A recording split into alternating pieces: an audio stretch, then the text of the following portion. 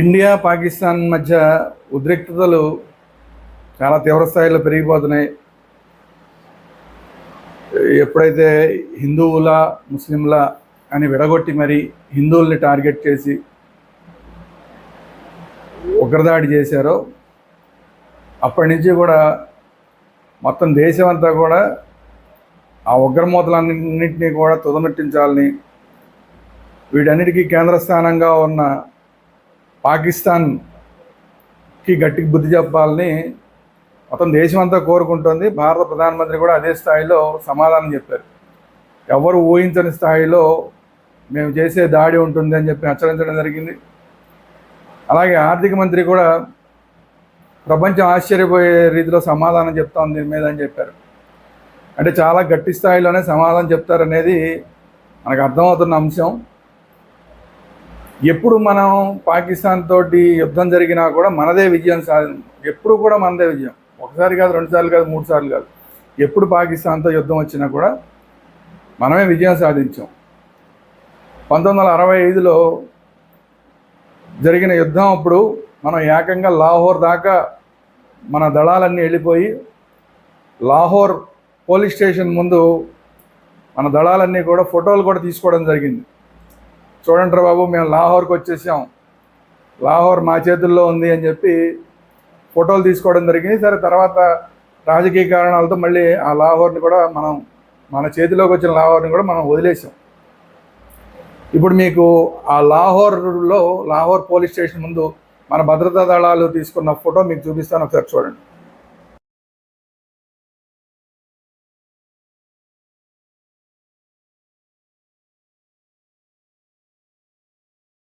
చూశారు కదా ఈ ఫోటోలో ఎంతమంది మన సైనికులు, స్థానికులు అక్కడ అందరూ కలిసి మనం ఫోటోలు దిగిన లాహోర్ పోలీస్ స్టేషన్ ముందు.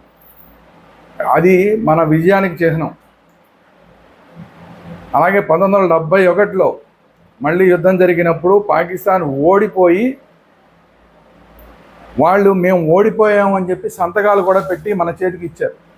మీకు ఇప్పుడు మళ్ళీ దానికి సంబంధించిన ఒక ఫోటో మీకు చూపిస్తాను. అందులో ఉన్నది జనరల్ నియాజీ పాకిస్తాన్ తరఫున మేము ఓడిపోయాము, మాకు బుద్ధి వచ్చింది, ఇంకెప్పుడు ఇలాంటి పిచ్చి పనులు చేయమని చెప్పి ఓటమిని అంగీకరిస్తూ పాకిస్తాన్ మొత్తం అంతా కూడా భారత ముందు మోకాళ్ళ మీద పడి క్షమాపణ అడిగిన రోజు అది. అనేక వేల మంది సైనికులు మన చేతికి చిక్కారు. అప్పుడు కూడా మనం వాళ్ళందరినీ కూడా వదిలేసాం మళ్ళీ తర్వాత.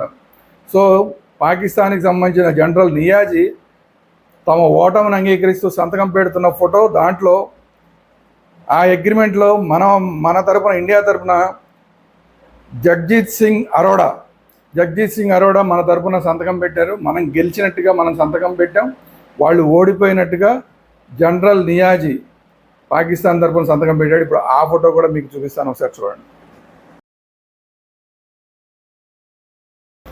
చూశారు కదా, ఇది పరిస్థితి. ఎప్పుడైనా సరే మన కాళ్ళ మీద పడవలసిందే. పాకిస్తాన్ అనేది మన కాళ్ళ మీద పడవలసిందే. వాళ్ళు యుద్ధం చేస్తే వాళ్ళు ఓడిపోతారని వాళ్ళకి తెలుసు కాబట్టి డైరెక్ట్ యుద్ధానికి దిక్కకుండా ఇట్లా 10 మంది మిలిటెంట్ని పంపించి కాశ్మీర్లో గొడవలు చేసి, లేదంటే ఇంకో గొడవలు చేసి, లేదంటే బొంబాయి మీద దాడులు చేసి, ఇలాంటి చిల్లర పనులన్నీ చేసి ఇండైరెక్ట్గానే యుద్ధం చేస్తుంది తప్ప డైరెక్ట్గా యుద్ధానికి రాదు పాకిస్తాన్. ఎందుకంటే వచ్చినప్పుడల్లా ఓడిపోతామని తెలుసు. ఈసారి కూడా మళ్ళీ యుద్ధం జరిగినా కూడా మళ్ళీ పాకిస్తాన్ ఓడిపోవడం ఖాయం. మీకు దానికి లెక్కలతో సహా చెప్తా. మన సత్తా ఏంటి, వాళ్ళ సత్తా ఏంటి, త్రివిధ దళాలకు సంబంధించిన మన సత్తా ఏంటి, వాళ్ళ సత్తా ఏంటి అనేది ఇప్పుడు మనం లెక్కలతో సహా చూద్దాం. భారత రక్షణ రంగ బడ్జెట్, మన బడ్జెటే 6.8 లక్షల కోట్ల రూపాయలు. మన రక్షణ బడ్జెట్ 25-26 సంవత్సరానికి మన రక్షణ బడ్జెట్ 6.8 లక్షల కోట్లు. అదే పాకిస్తాన్ రక్షణ రంగం బడ్జెట్ ఏదో తెలుసా, కేవలం 189 మిలియన్లు మాత్రమే. ప్రపంచ దేశాల్లోనే అత్యంత శక్తివంతమైన సైనిక సంపత్తి కలిగిన దేశాల్లో మన దేశం 4వ స్థానంలో ఉంటే పాకిస్తాన్ 12వ స్థానంలో ఉంది. ఎక్కడ 4వ స్థానం, ఎక్కడ 12వ స్థానం. సో దీన్ని బట్టి అర్థమైపోతుంది కదా, పాకిస్తాన్ ఎట్టి పరిస్థితుల్లో మనతో యుద్ధంలో నిలబడలేదు, గెలవలేదు. సైనిక సంపత్తి, మిలిటరీకి సంబంధించిన సైనిక సంపత్తి విషయాన్ని తీసుకుంటే మనకి సైనికులు 14 లక్షల మంది సైనికులు భారతదేశానికి ఉంటే పాకిస్తాన్కి ఉన్నది ఎంతో తెలుసా? 6.5 లక్షల మంది సైనికులు. మనకి 14 లక్షల మంది సైనికులు అయితే వాళ్ళు 6.5 లక్షలు, సగం కన్నా కూడా తక్కువ. ఈ 14 లక్షలకి తోడు మనకి 11.5 లక్షల మంది రిజర్వ్ ఫోర్స్ ఉంది. పాకిస్తాన్ దగ్గర కేవలం 5.5 లక్షల మంది మాత్రం రిజర్వ్ ఫోర్స్ ఉన్నారు. సో అది పరిస్థితి. వీళ్ళు కాకుండా మనకి పారామిలిటరీ దళాలు ఇంకొక 25.27 లక్షల మంది పారామిలిటరీ దళాలు ఉన్నారు. వీళ్ళతో పోలిస్తే అసలు వాళ్ళు ఎక్కడుంటారు? అసలు పాకిస్తాన్ వాళ్ళు వీళ్ళందరూ కనుక యుద్ధానికి బయలుదేరితే అసలు పాకిస్తాన్ వాళ్ళు ఎక్కడ ఉంటారు?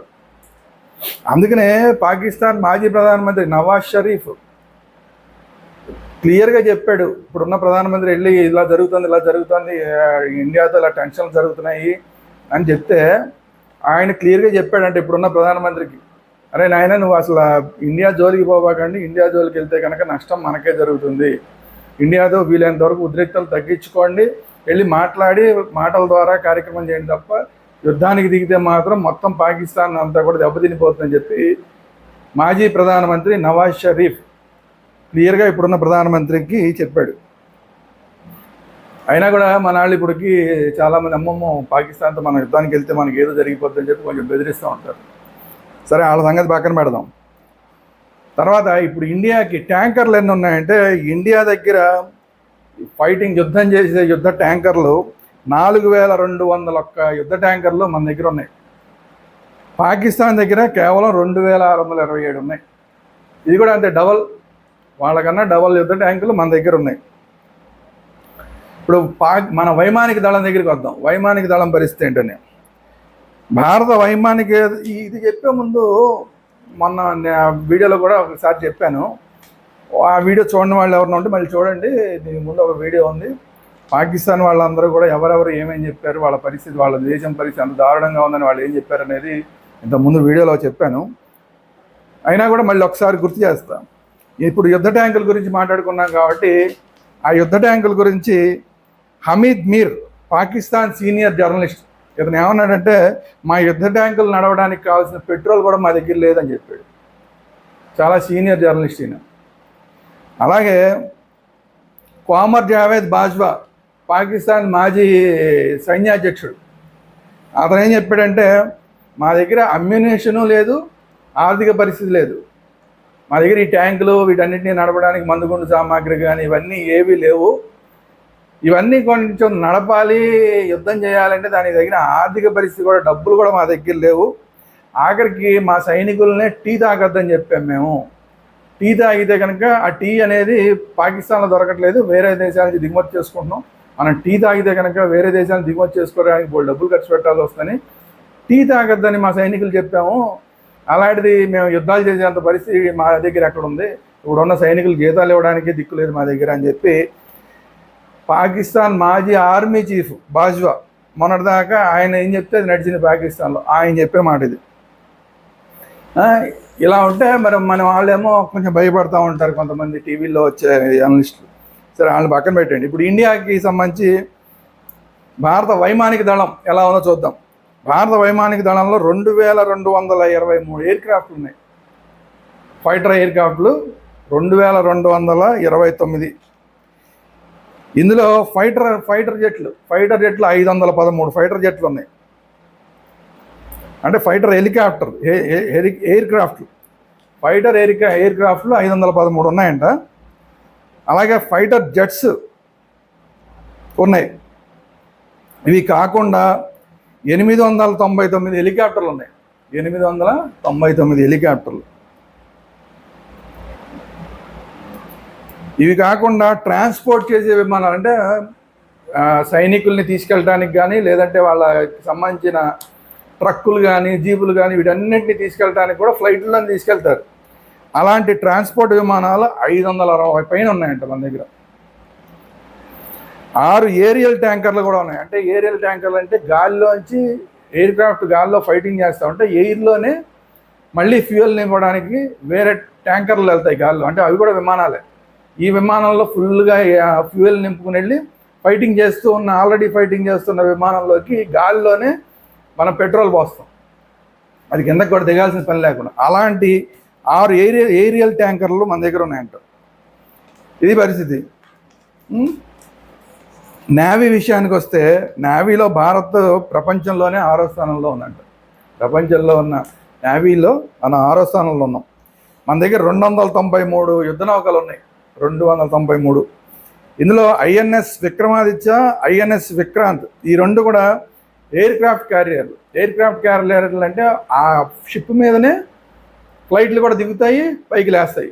అంటే టేకాఫ్, ల్యాండింగ్ 2 కూడా షిప్ మీదే అవుతాయి. అలాంటివి ఒక 70 అన్నా ఉంటాయి, 70 ఎయిర్ క్రాఫ్ట్లు ఉంటాయి, అలాంటి ఫైటర్ ఎయిర్ క్రాఫ్ట్లు ఆ షిప్ మీద. అంటే ఏంటి, ఒక ఎయిర్ ఫోర్స్ బేస్ కింద లెక్క అనమాట. అది సముద్రంలో నడుస్తూ ఉంటుంది. ఇప్పుడు ఒకటి INS already Vikramaditya, INS Vikrant already మనకి పాకిస్తాన్ వైపు వెళ్తుంది. అలాగే విక్రమాదిత్య కూడా, ఈ 2 కూడా పాకిస్తాన్ వైపు వెళ్తున్నాయి. ఇప్పుడు కర్ణాటక బార్డర్లో ఉంటాయి, కర్ణాటకలో ఉన్న ఒక నేవీ బేస్లో ఉంటాయి. ఇప్పుడు అవి పాకిస్తాన్ వైపుకి వెళ్తున్నాయి. అవి కదిలినాయంటేనే పాకిస్తాన్కి కింద నుంచి మొత్తం కారిపోతూ ఉంటుంది. అవి ఇప్పుడు ఆల్రెడీ కదిలినాయి, బయలుదేరి వెళ్తున్నాయి.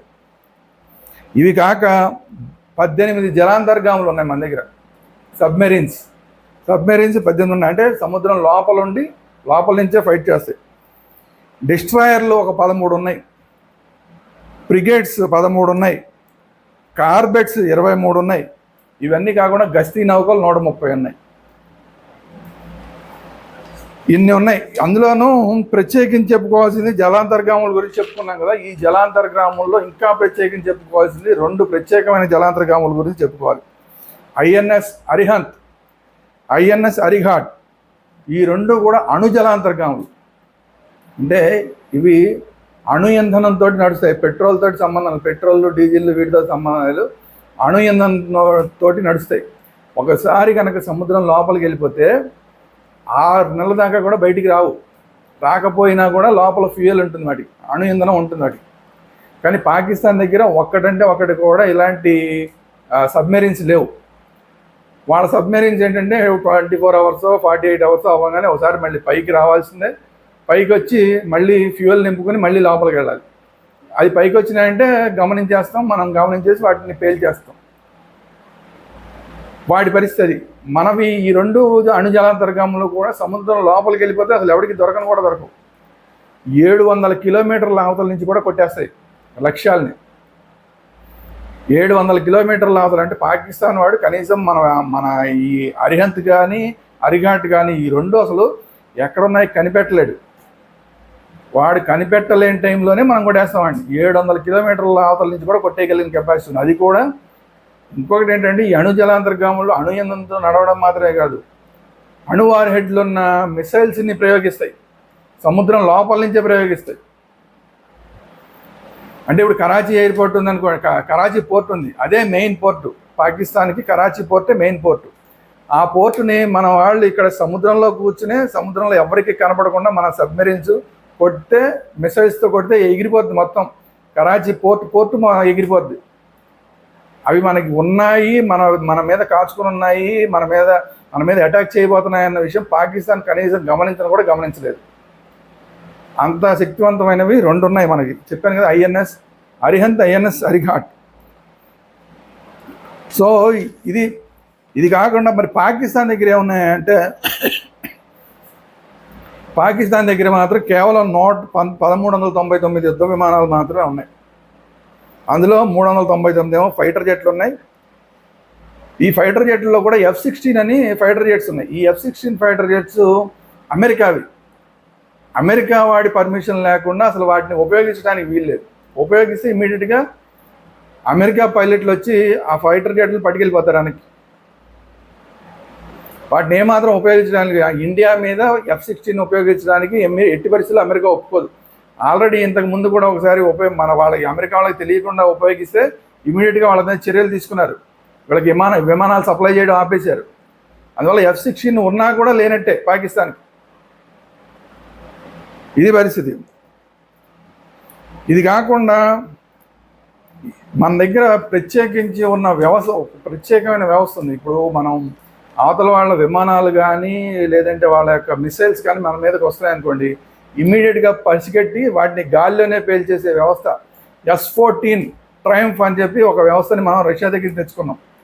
చాలా పవర్ఫుల్. ఇది ఉంది కాబట్టే చైనా వాడు కూడా మన మీద రావడానికి భయపడతాడు. ఎందుకంటే చైనాలో వాళ్ళు ఎక్కడో మన మీద యుద్ధానికి వద్దామని చెప్పి మిసైల్ వేస్తే కూడా ఇక్కడ మనకు తెలిసిపోతుంది. అది చైనాలో ఉండంగానే మనం పేల్చేస్తాం. ఇండియా దాకా రాకల చైనాలో ఉండంగానే పేల్చేస్తాం మనం. అలాంటి వ్యవస్థలు S-400 ట్రయంఫ్ వ్యవస్థలు మనం ఒకటి ఢిల్లీలో పెట్టాం. ఇది మన మొత్తం దేశాన్ని కవర్ చేయడం కోసం, ఢిల్లీ మన రాజధాని కాపాడుకోవడం కోసం ఢిల్లీలో పెట్టాం.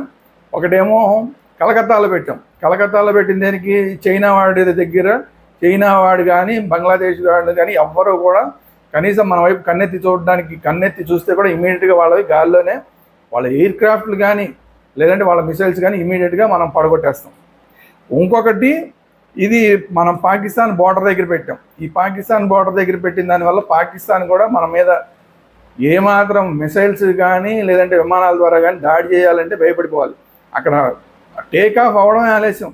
అది ఎయిర్ క్రాఫ్ట్ అవని లేదంటే మిసైల్ అవని, అలా టేక్ ఆఫ్ అవ్వంగానే మనకు తెలిసిపోతే ఇమీడియట్గా మనం కొట్టేస్తాం. సో ఇలాంటి వ్యవస్థ మన దగ్గర ఉంది. ఇది పాకిస్తాన్ దగ్గర అసలు ఎలాంటి వ్యవస్థ లేనే లేదు. పాకిస్తాన్ దగ్గర ఒక 183 వార్షిప్స్ మాత్రమే ఉన్నాయి. జలాంతర్గాములు మన దగ్గర 18 ఉన్నాయని చెప్పుకున్నాం కదా, వీళ్ళ దగ్గర 8 మాత్రమే ఉన్నాయి. మన దగ్గర ఏమో అణు జలాంతర్గాములు ఉన్నాయి. ఆ అణు జలాంతర్గాములు అసలు పాకిస్తాన్ దగ్గర లేనే లేవు. అయితే వాళ్ళకి మంచి మిసైల్ వ్యవస్థ ఉంది. మన దగ్గర ఎంత మంచి మిసైల్ వ్యవస్థ ఉందో వాళ్ళ దగ్గర కూడా మంచి మిసైల్ వ్యవస్థ ఉంది. అయితే వాళ్ళ దగ్గర ఉన్న మిసైల్ వ్యవస్థ ఏంటంటే ఇండియాలో ఉన్న అన్ని ప్రాంతాలని కొట్టడానికి సరిపడా మిసైల్ వ్యవస్థ ఉంది. అది మనకు కొంచెం డేంజరే.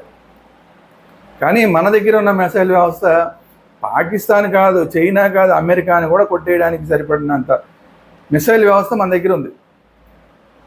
వీళ్ళ దగ్గర పాకిస్తాన్ దగ్గర ఉన్నది ఏంటంటే ఘోరీ 1, 2, 3 అనేది ఒక సిరీస్ ఉంది. అలాగే షహీన్, హతాఫ్, బాబర్ ఇలాంటి మిసైల్ ఉన్నాయి. ఈ మిసైల్స్ అన్నీ కూడా షహీన్ 1, 2, 3, బాబర్ 1, 2, 3 ఇలా సిరీస్ ఉంటాయి. మంచి చైనా దగ్గర తీసుకున్న వ్యవస్థతోటి తయారు చేసినవి వీళ్ళ దగ్గర మిసైల్స్ ఉన్నాయి.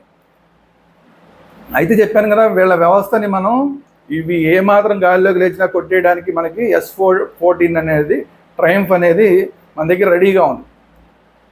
ఇలాంటి అద్భుతమైన ఈ S-4 ట్రయంఫ్ ఎంత పెద్ద వ్యవస్థ అంటే, ఈ మధ్య మనకి ఇజ్రాయెల్ పాలస్తీనా దాడి జరిగినప్పుడు మనందరికీ న్యూస్లో వచ్చింది ఏంటంటే ఇజ్రాయెల్కి ఒక ప్రత్యేకమైన రక్షణ వ్యవస్థ ఉంది, ఐరన్ డోమ్ అని ఒక ప్రత్యేకమైన వ్యవస్థ ఉంది. ఐరన్ డోమ్ని దాటి ఎవరు కూడా మిసైల్స్ కానీ అవి కానీ ఇజ్రాయెల్ మీద పడవు అని చెప్పి అప్పట్లో పెద్ద పెద్ద వార్తలు వచ్చినాయి. దానికి కొన్ని వందల రెట్లు బెటర్ వ్యవస్థ ఇప్పుడు మన దగ్గర S-400 అనే వ్యవస్థ దానికన్నా చాలా పెద్ద రక్షణ వ్యవస్థ మనది. ఐరన్ డోమ్ అనేది ఎందుకు పనికిరాదనమాట. ఆ ఐరన్ డోమ్ గురించి ప్రపంచం అంతా గొప్పగా చెప్పుకున్నారు, కానీ దానికన్నా మించిన వ్యవస్థ మన దగ్గర ఉంది. సో అందువల్ల పాకిస్తాన్ దగ్గర ఉన్న మిసైల్స్ గురించి మనం వరి అవ్వాల్సిన పని లేదు. భారత దగ్గర ఏమున్నాయి మరి మిసైల్స్ అని మనం ఆలోచించాలి కదా. భారత్ దగ్గర ఏమున్నాయంటే అగ్ని 1, 2, 3 సిరీస్లు ఉన్నాయి. అలాగే సూర్య, ఆకాష్, నాగ్, పృథ్వీ ఇలా ఒక 6 రకాల రక్షణ వ్యవస్థలు ఉన్నాయి. ఇది కాకుండా బ్రహ్మోస్ ఈ బ్రహ్మోస్ అనేది పృథ్వీ అనేది ఈ రెండు కూడా పాకిస్తాన్ని కొట్టడానికి పర్ఫెక్ట్గా సెట్ అవుతాయి.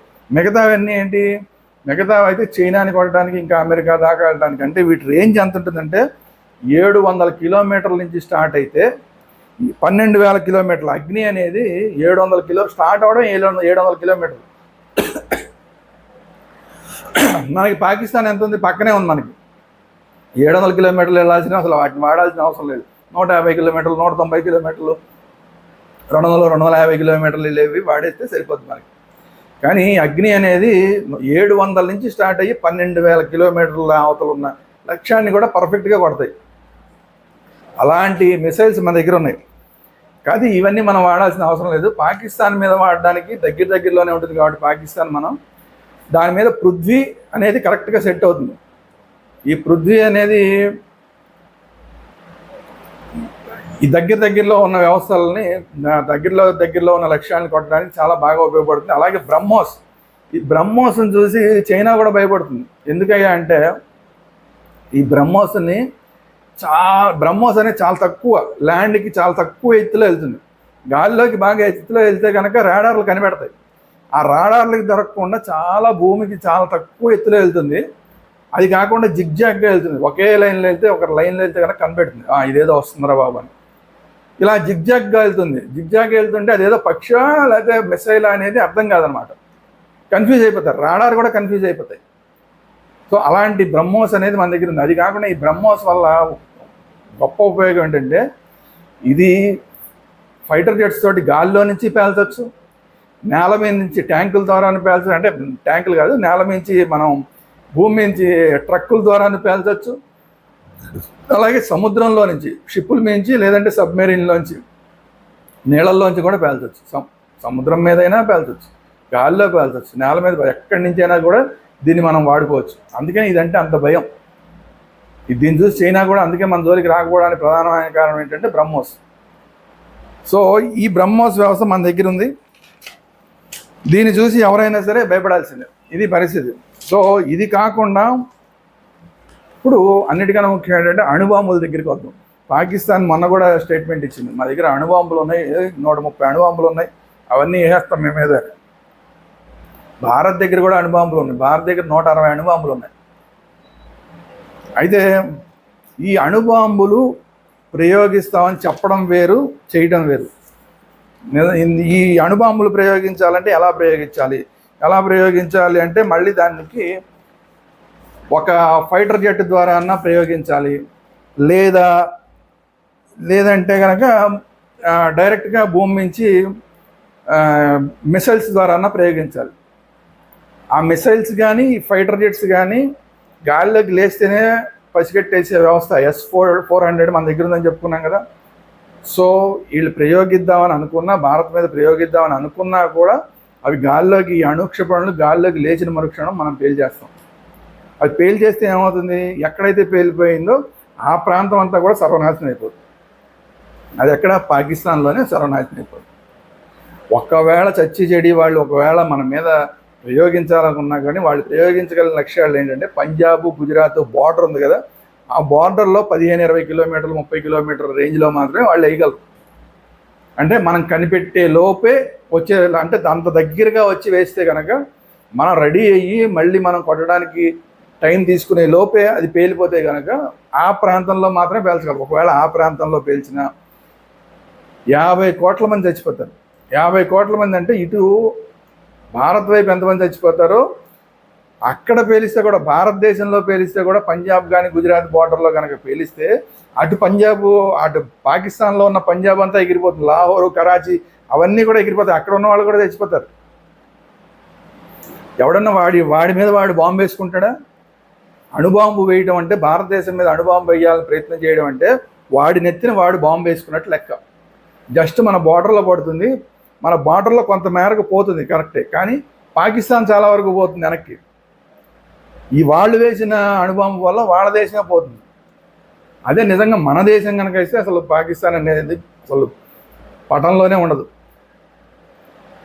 ప్రపంచ పటంలో పాకిస్తాన్ అనేది ఉండదు. నిజంగా మనం కనుక ఒకవేళ అణుబాంబు వేస్తే, అణుబాంబు ఎంత పెద్ద డేంజర్ అంటే వేసినప్పుడు ఒక 50 కోట్ల మంది పోతారు, ఆ తర్వాత ఒక 6 నెలల్లో 500 కోట్ల మంది పోతారు. ఇది ఇంత ముందు కూడా వీడియోలో కూడా చెప్పాను. కారణం ఏంటంటే అణుబాంబు పేల్చంగానే పెద్ద ఎత్తున అణుధూళి అనేది పైకి వస్తుంది. అది మొత్తం ప్రపంచవ్యాప్తంగా ఆక్రమించేస్తుంది. ఎంత స్థాయిలో ఆక్రమిస్తుంది అంటే సూర్యుడి రశ్మి అనేది భూమి మీద పడినంత స్థాయిలో ఒక లేయర్ లాగా వచ్చేస్తుంది. పేల్చినప్పుడు ఆ పేల్చిన తర్వాత కొంతకాలం పాటు ఆ అణు ధార్మికత వల్ల కొంతమంది చచ్చిపోతారా? అదైపోతుందా? ఈ 50 కోట్ల మంది చచ్చిపోవడం కాకుండా, అణు ధార్మికత వల్ల కొంతమంది చచ్చిపోవడం కాకుండా, ఈ అణుధూళి అనేది మొత్తం గాల్లో వ్యాపించేసి ఒక లేయర్ లాగా వచ్చేసి సూర్యరశ్మి అనేది భూమి మీద పడకుండా చేయడం వల్ల ఆ ప్రాంతం అంతా కూడా -డిగ్రీలోకి వెళ్ళిపోతుంది. -40, 50, 60 డిగ్రీ, ఇంకా ఎక్కువ డిగ్రీలో కూడా మైనస్లోకి వెళ్ళిపోతుంది. అంటే మొత్తం అంతా ఆ ప్రాంతం అంతా కూడా గడ్డగట్టిపోద్ది. అప్పుడు మొత్తం ఒక 500 కోట్ల మంది చచ్చిపోతారు. ఇంత సర్వనాశనం జరిగినప్పుడు అసలు పాకిస్తాన్ అనేది ఎక్కడ ఉంటుంది? ఉంటుంది అసలు ఉండదు. అందువల్ల పాకిస్తాన్ భారతదేశం మీద అణుబాంబు వేయాలి అంటే వాడిని ఎత్తిన వాడు అణుబాంబు వేసుకుని వాళ్ళ చావును వాడు కొనుక్కు తెచ్చుకున్నారని అర్థం. ఈ పని ఎవడన్నా చేస్తాడా? బుద్ధి ఉన్నవాడు చేయడు, బుద్ధి లేనివాడు కూడా చేయడు. అసలు పాకిస్తాన్ అణుబాంబుని వేయడానికి ప్రయత్నం చేస్తోంది అని తెలియగానే ముందు అమెరికా, రష్యా మొత్తం అందరూ కలిసి చావజత కొట్టి కూర్చోబెడతారు పాకిస్తాన్. ఎందుకంటే అంతమందిని చచ్చిపోతారు. కేవలం ఇండియా పాకిస్తాన్లో మాత్రమే కాదు, చుట్టుపక్కల దేశాలన్నీ కూడా ఎగిరిపోతాయి. సో వీళ్ళకి ఎవరైతే ఈ పాకిస్తాన్కి ఎవరైతే సహాయం చేస్తూ ఉంటారో ఇస్లామిక్ దేశాలు, ఆ ఇస్లామిక్ దేశాలు కూడా సర్వనాశనం అయిపోతాయి. మన దేశం, మన బార్డర్లో కనీసం అమృత్సర్లోనో, గుజరాత్ అహ్మదాబాద్లోనో ఒక బాంబును ఒకవేళ పాకిస్తాన్ పేలిస్తే దానివల్ల ఇస్లామిక్ యుఏఈ లాంటి ఇస్లామిక్ దేశాలు, దుబాయ్లు గిబాయ్లు మొత్తం ఏది మిగలదు అన్నీ ఎగిరిపోతాయి, అన్నీ మంచులో గడ్డగట్టుకుపోతాయి, అణుధార్మికతోటి అందరూ చచ్చిపోతారు. అందువల్ల వీళ్ళకి ఇప్పుడు డబ్బులు ఇస్తున్న ఇస్లామిక్ దేశాలు కూడా అణుబాంబు వేస్తామంటే ఒప్పుకోరు. అందువల్ల అణుబాంబు వేయడం అనేది రూల్డ్ అవుట్. దాన్ని అసలు అందరూ మర్చిపోండి. మనం మాత్రమే కాదు, ప్రపంచం అంతా అసలు అణుబాంబు అనేది మర్చిపోవడమే. అది కేవలం ఊరికే ఏంటంటే పక్కల్ని భయపెట్టడానికి ఉంటుంది అంతవరకే తప్ప అణుబాంబు అనేది వేసే ధైర్యం ఎవ్వరూ చేయరు. సో ఇది పరిస్థితి. అందువల్ల ఏంటంటే అణుబాంబు ఏదో పాకిస్తాన్ వేసేస్తుంది, అదేదో దుర్మార్గమైన కంట్రీ, అసలు ఛాన్సే లేదు. అసలు ఈ అణుబాంబు అనేది పాకిస్తాన్ వేయలేదు. ఒకవేళ పాకిస్తాన్ మన మీద వేసినా కూడా 2 నిమిషాల్లో మన అరిహంత్ కానీ, అరిఘాట్ కానీ సబ్మెరీన్స్ ఉన్నాయి కదా, వాటితో కనుక మనం తిరిగి మనం అణుబాంబు వేస్తే అసలు పాకిస్తాన్ అనేది ప్రపంచ పటంలోనే ఉండదు. సో అది పరిస్థితి. అందువల్ల అణుబాంబు అనేది మర్చిపోయి మామూలు యుద్ధం జరిగితే కూడా మనకి ఏమేమి ఉన్నాయి, మనం ప్రతి విషయంలోనూ కూడా, ఎయిర్ క్రాఫ్ట్ విషయంలో కానీ, అంటే ఆర్మీ విషయంలో కానీ, ఎయిర్ ఫోర్స్ విషయంలో కానీ, నేవీ విషయంలో కానీ పాకిస్తాన్ కన్నా 3 రెట్లు బెటర్గా ఉన్నాం. అలాగే డబ్బుల విషయంలో కూడా, టీలు తాగడానికి డబ్బులు లేవు అక్కడ. మిలిటరీ వాళ్ళు కనీసం టీ తాగడానికి, చలి ప్రాంతాల్లో పనిచేస్తుంటారు, వాళ్ళు టీ తాగడానికే డబ్బులు లేవు అక్కడ. ఇంకా వాళ్ళు వచ్చి మన మీద యుద్ధం చేస్తారా? కాబట్టి ఎట్టి పరిస్థితుల్లోనూ భారతదేశందే విజయం, విజయం, విజయం. దీంట్లో ఎవ్వరికీ ఏమాత్రం శస్త్రభిషలు ఉండాల్సిన అవసరం లేదు, అనుమానాలు ఉండాల్సిన అవసరం లేదు.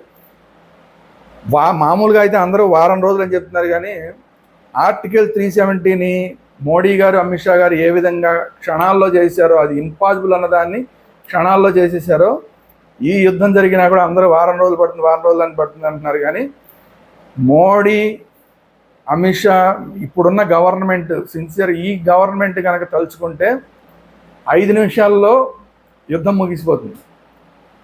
మన వాళ్ళు కొడితే ఈసారి అలా ఇలా కొట్టరు, అన్ని చోట్ల ఒకేసారి కొడతారు. ఒకసారి ఎయిర్ క్రాఫ్ట్లో వెళ్ళి, ఇంకోసారి ఇంకోలాగా, ఇంకోసారి కాదు. ఎన్ని లక్ష్యాలు ఉన్నాయో అన్ని లక్ష్యాలని ఒకేసారి కొడతారు. అంటే పైనుంచి కింద నుంచి మిసైల్స్, మనం ఏదైతే పాకిస్తాన్లో టార్గెట్లుగా పెట్టుకున్నామో అన్ని టార్గెట్ని ఒక్కసారి బ్లాస్ట్ చేస్తారు. దాన్ని తట్టుకోవడం ఇంపాసిబుల్ పాకిస్తాన్. సో 5 నిమిషాల్లో పాకిస్తాన్ చరిత్ర సమాప్తం అయిపోతుంది. అందుకే ఇప్పుడు పాకిస్తాన్ అంత భయపడిపోతుంది. ఇది కాకుండా ఆల్రెడీ మన వాళ్ళు వాటర్ బాంబు వేశారు, వాటర్ ఇవ్వమని చెప్పి ఒక బాంబు వేశారు, ఉన్న వాటర్ అంతా ఒకేసారి వదిలేసి ఇంకో బాంబు వేశారు. దీని గురించి మళ్ళీ ఇంకో వీడియోలో మాట్లాడుకుందాం. సింధు నదీ జలాలు ఏంటి, ఇప్పుడున్న మిగతా రావి, సట్లేజ్ వాటి మీద ఉన్న పరిస్థితి ఏంటి, వీటి గురించి మనం ఇంకో వీడియోలో మాట్లాడుకుందాం. అందువల్ల ఎవరికి ఏ విధమైన డౌట్లు ఉండక్కర్లేదు. యుద్ధం అంటూ జరిగితే ప్రపంచ పటంలోంచి పాకిస్తాన్ పోతుంది, భారతదేశాన్ని విజయం వరిస్తుంది. ఇది ఫైనల్. ఇది ఈరోజు వీడియో. ఈ వీడియో కనుక మీకు నచ్చినట్టు లైక్ చేయండి, మీ అభిప్రాయాలు ఏంటంటే కామెంట్ రూపంలో తెలియజేయండి. అలాగే ఈ వీడియోని వీలైనంత ఎక్కువ మందికి షేర్ చేయండి, అందరికీ వివరాలు తెలియడానికి. అలాగే మన ఛానల్ వేదాంత ఛానల్ని అందరూ సబ్స్క్రైబ్ చేసుకోండి. Thank you very much. జై హింద్, భారత్ మాతా కీ జై.